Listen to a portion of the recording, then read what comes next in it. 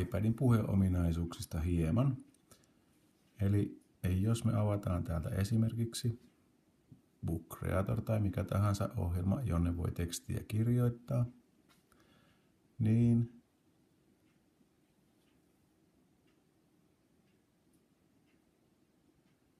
sen voi tehdä joko näppäimistöllä näpyttämällä perinteisesti tai sitten äänittämällä minä olen Harri, piste.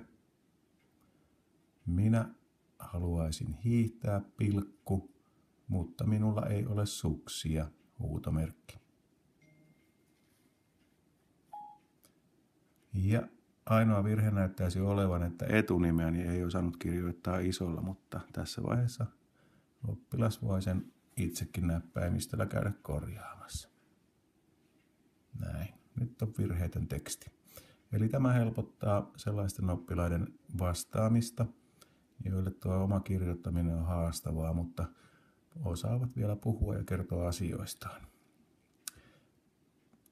Tässä näppäimistöllä on maapallokuva täällä alhaalla. Mulla on nyt käytössä tässä suomenkielinen näppäimistö, sen tietää tästä, kun täällä on ää ja ö. Mutta tänne voi ladata myös muidenkielisiä näppäimistöjä. Ne löytyy tuolta asetuksista, näppäimistökohdasta. Mulla on tässä esimerkiksi englanninkielinen näppäimistö. Ja tehdään nyt niin, että sanelen tälle vähän englantia. Hello, my name is Harry, period. I am a boy, period. I have a boy, tuli virhe tonne. En lausunut tarpeeksi selkeästi näköjään. Eli tässä tapauksessa taas mennään korjaamaan. Mutta, ja tuonne voisi laittaa vaikka pilkun väliin, niin näyttää siistimältä. Eli englantikin tässä sujuu, ja sujuu muutkin kielet, kun hakee vain aina sopivan kielinäppäimistön sinne taakse. Täällä voi siis, jos opiskelee englannin kieltä, niin täällä voi testata tuota omaa ääntämystään. Hyvä. Painetaan sieltä tuo done. Tämä sähköinen kirja on siitä muuten mukava, että tännehän voi myöskin lisätä esimerkiksi omaa puhettaan. Voit puhetta laittaa tänne, eli kertoa samat asiat. Tehdäänpä sellainen näytteeksi tähän. Hei, minä olen Harri. Minä haluaisin hiihtää, mutta minulla ei ole suksia. Ja nyt kun siitä tuli toi nappula tänne, se voisi ottaa tänne kirjaa jonnekin. Nappulan kokoonkin voi vaikuttaa. Ja nyt jos katsotaan, lähdetään selaamaan tätä kirjaa. Nyt siihen on tullut kaikennäköisiä hassuja tekstejä, kun mä olen niitä laittanut siihen, mutta kirjaahan voidaan tätä sähköistä kirjaa voidaan täyttää ja käyttää paljon, koska se paperi ei lopu koskaan. Nyt täytyy tarkistaa, että mulla on ääntä siellä. Näin, ja sitten kuunnellaan, kuuluuko tuo mun puheeni tuossa. Hei, minä olen Harri. Minä haluaisin hiihtää, mutta minulla ei ole suksia.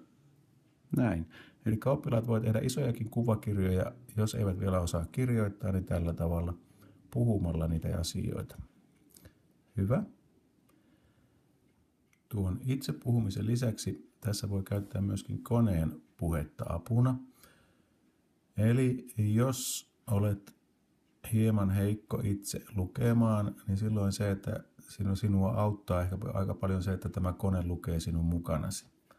Tietysti aina voi itsekin ääneen lukea, niin se auttaa ymmärtämistä, mutta jos sulla on esimerkiksi oppikirja käytössä, niin silloin sä voit muuttaa sen tuollaisella esimerkiksi Text Grabber-ohjelmalla, joka on ilmainen, niin tällä voi muuttaa kirjoissa olevan tekstin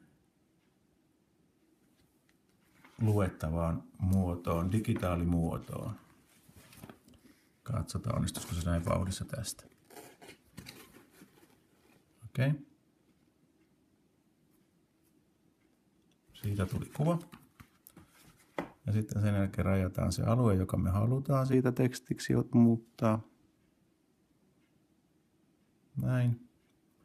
Ja sen jälkeen laitetaan, että lue.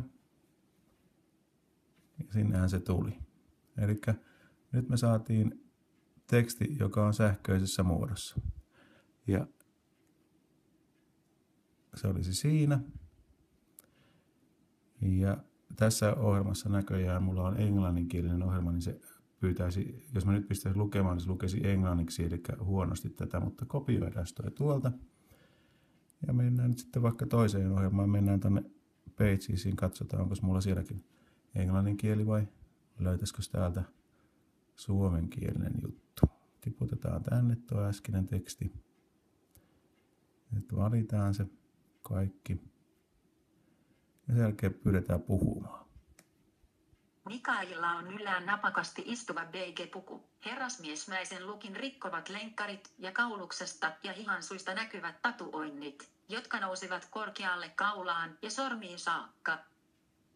No niin, tämä oli vähän nopeaa puhetta. Tätä puhenopeutta voidaan säätää ja myöskin sitä saadaan säädettyä muutenkin täältä, kun mennään asetuksiin ja täältä löytyy sen jälkeen käyttöapu. Ja käyttöapusta löytyy puhe. Ja sitten täältä voi vielä hakea puheäänistä. Meillä on tällä hetkellä käytössä Suomi ja Satu ja vielä parempi siitä. Olisi myöskin mahdollista käyttää Onnia. Elikkä, hei, nimeni on Onni. Hienoa Onni. Eli sä voit valita täältä kumman haluat. Hei, nimeni on Satu. Eli riippuu kumpaa haluat kuunnella. Mutta tämä auttaa etenkin nyt, kun meillä on käytössä sähköiset kirjat. Otetaan tästä nyt sitten tämä Kiina.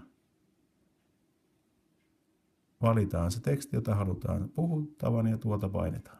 Kiina on väkiluvultaan maailman suurin ja pinta-alaltaan maailman 4. suurin valtio. No niin, eli samalla kun voit itse lukea, niin myös kuulet sen. Tämä voi olla joillekin suuri helpotus.